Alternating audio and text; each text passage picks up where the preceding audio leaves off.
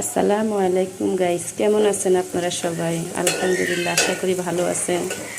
আজকে আমি 1.5 কেজি গরুর মাংসের আজকে বিরিয়ানি পাকাবো। বিরিয়ানির মশলা ছাড়া, ঘরোয়া মশলা দিয়ে। আসেন আপনাদেরকে দেখে কি কি মশলা দিব। হলো মরিচের গুঁড়া, এই হলো জিরার গুঁড়া, এই হলো গরম মশলা, সব কিছু ব্লেন্ডার করা।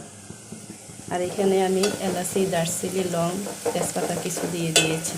অ্যাড করতেছি আমি কাজু বাদাম, পেস্তা বাদাম, চীনা বাদাম, আমি সব কিছু হাতে বেটে নিয়েছি। এগুলো সব অ্যাড করব। এখন আমি সব দিয়ে দিয়েছি একসাথে। কাঁচামরিচ দিয়ে দিলাম, দিয়ে দিলাম স্বাদ অনুযায়ী লবণগুলো, রসুন বাটা, আদা বাটা। আদা বাটাটা একটু বেশি লাগে, গরুর মাংস আর বিরিয়ানি তো একটু আদা বাটাটা বেশি লাগে। মশলাটা ভালো করে কষিয়ে নিই। হ্যালো গাইস, মশলাটা সুন্দর মতো কষানি হয়ে গেছে।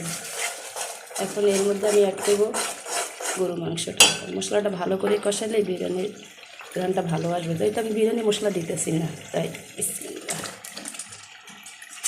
শুধু মাংস নিয়েছি, চলে মাংসগুলো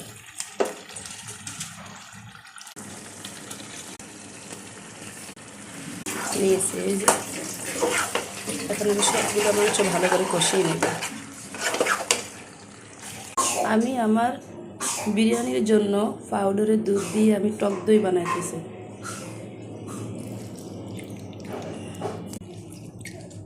টক দই রেডি হয়ে গেছে। দেখেন আমার টক দইটা চানা চানা হয়ে গেছে লেবু দেওয়ার কারণে। কিছুক্ষণ পরে মাংসটা কষিয়ে আসলে আমি টক দইটা অ্যাড করে নেব। ঘরে রাঁধতেছি, আমার মেয়ে বায়না করলো যে লেবুর পিনিক খাবে, তাই আর কি করা, লেবুর পিনিক রেডি করে দিলাম।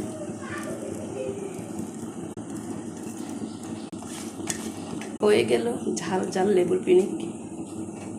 কেমন হয়েছে লেবুর পিনিকটা জানাবেন কমেন্টে। মাংসটা ভালো করে কষিয়ে নিয়েছি, প্রায় মাংসটা হয়ে গেছে। আর একটু এবার মাংসের মধ্যে আমার হাতে বানানো টক দইটা দিয়ে দিই। মাংসটা সিদ্ধ হয়ে যাবে তাড়াতাড়ি, সিদ্ধ হয়ে গেছে। অল্প কিছুক্ষণের মধ্যে আমি চাল অ্যাড করবো। আলুগুলো সিদ্ধ করে নিয়েছি, তেলে ভেজে নিয়ে এমনিতে ছোটো ছোটো আলু দিলে খুব মজা হয়। মাংস হয়ে গেছে, কিছুক্ষণ পর আমি চাল অ্যাড করবো। এর মধ্যে 4টা বড় বড় আলু বোখারা দিয়ে দিয়েছি। 1 কেজি চিনি গুঁড়া চাল অ্যাড করবো মাংসের সাথে, 1.5 কেজি মাংসের সাথে। সুন্দর করে চালগুলো টুকরো করা আলুগুলো ভেজে দিয়ে দিলাম। এর জন্য চাল রেডি। জি বিরিয়ানি এখন তো আমি বলবো। আমার বিরিয়ানি প্রস্তুত, আমার বিরিয়ানি শেষ হয়ে গেছে।